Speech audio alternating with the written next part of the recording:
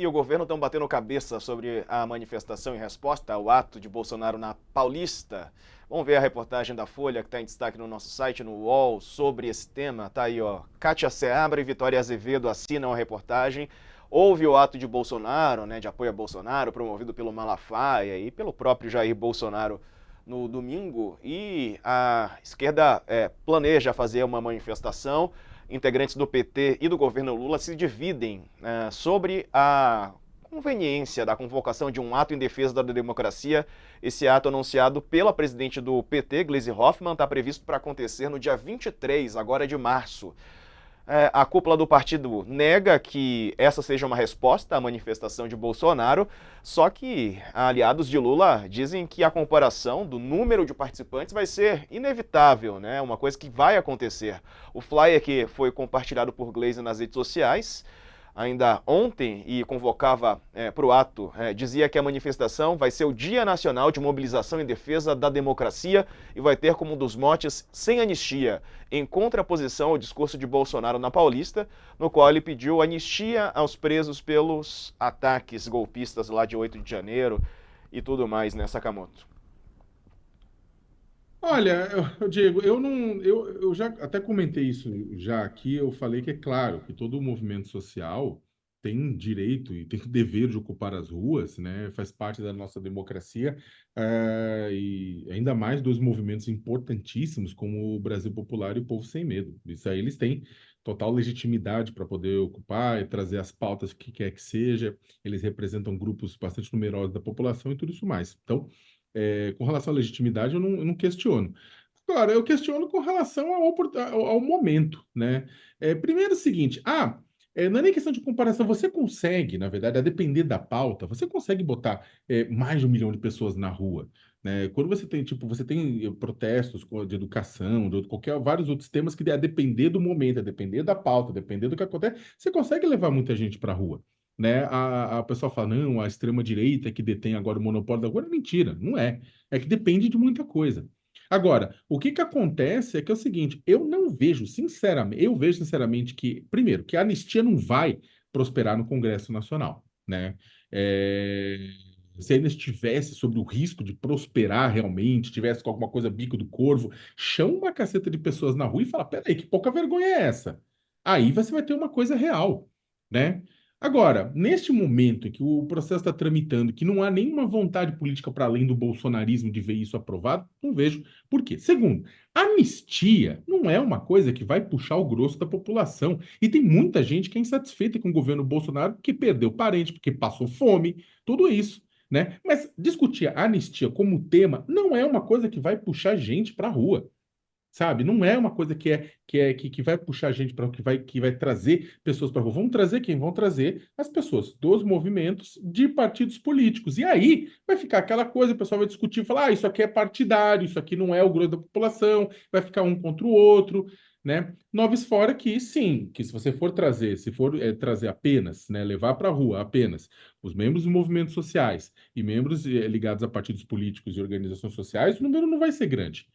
Você está querendo dizer que o bolsonarismo coloca mais? Acabei de falar que, dependendo da pauta, como educação, você pode colocar, ou saúde, pode colocar gente a dar com pau, estudante a dar com pau, como a gente viu em 2013 também. Só que é uma outra questão, é uma outra discussão.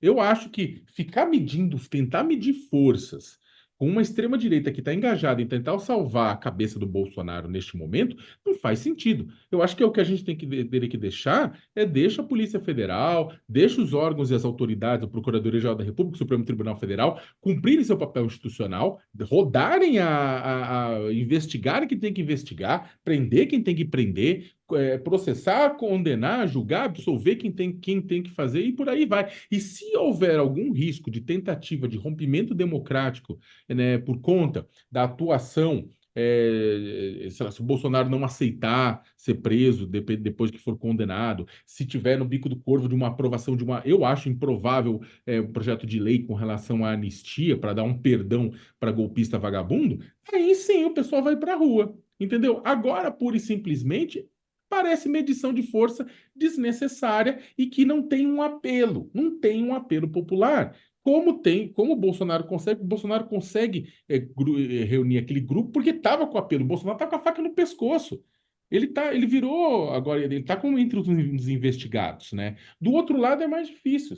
Eu, na verdade, acho que não é o momento, né? Repito, não sou movimento social, não tenho legitimidade para isso. Agora, eu acho que é um erro estratégico, né? Fazer uma discussão agora e queimar um cartucho que eu desconfio que lá para frente vai precisar, porque o Bolsonaro não vai aceitar ir para a cadeia de uma forma fácil, no sentido como fácil como o próprio Lula aceitou. Lula fez um protesto, tudo, um monte de gente lá em São Bernardo, mas foi. Não precisou ser carregado.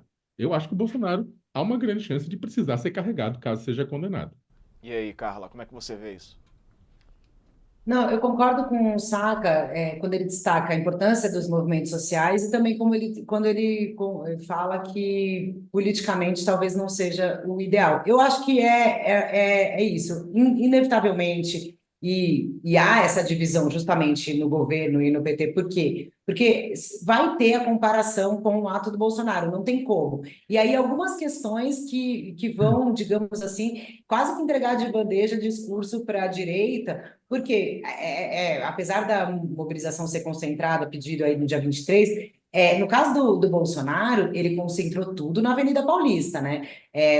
Esse ato, por exemplo, a expectativa maior é que aconteça na Bahia, que é diferente já para você comparar, né, os cenários e tudo mais. E além disso, nessa convocação tem outras duas convocações, né? A do Dia Internacional da Mulher, que evidentemente a gente tem muitas lutas pela frente, e é importante, é uma data que até é preciso política, evidentemente, políticas para isso, mas é importante como sociedade a gente debater essa data, isso é inquestionável. E tem a questão do dia 14, que marca o aniversário do assassinato da vereadora Marielle Franco. Então, no mês, vão ser 3 datas de pedidos de mobilização aí, da esquerda que dissipa um pouco, né, digamos, essa concentração na minha avaliação.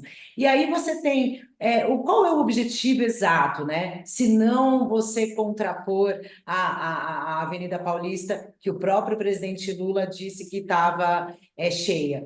A mim parece, Diego, que é isso, é bate-cabeça mesmo. Porque, de novo, a gente já falou aqui também, quando acabou acontecendo a manifestação, o que havia no governo era uma ordem do tipo: vamos deixar para lá, vamos evitar comentar, não vamos falar muito sobre isso. Os auxiliares do Lula estavam divididos, né, em relação a isso. E aí o próprio presidente Lula, questionado ali pelo nosso colega Kennedy, já fala um pouco e admite a grandeza do ato.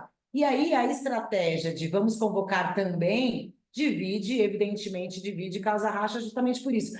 É hora do governo querer, digamos assim, competir por mobilização nas ruas, ou é hora do governo tentar e criar esforços para aprovar as matérias de interesse do governo no Congresso, de o ano deslanchar e começar com mais propositivo, né, ser mais propositivo do que eventualmente compatível e comparar? Porque é isso, o presidente Lula está aí para governar, não para ficar ainda medindo forças com o Bolsonaro, né? Então, eu acho que politicamente é uma estratégia que tende a rachar mesmo aí as opiniões, e não sei se vai dar certo. Vamos aguardar para ver qual vai ser o resultado desse dia aí convocado pela esquerda, Diego. A conferir.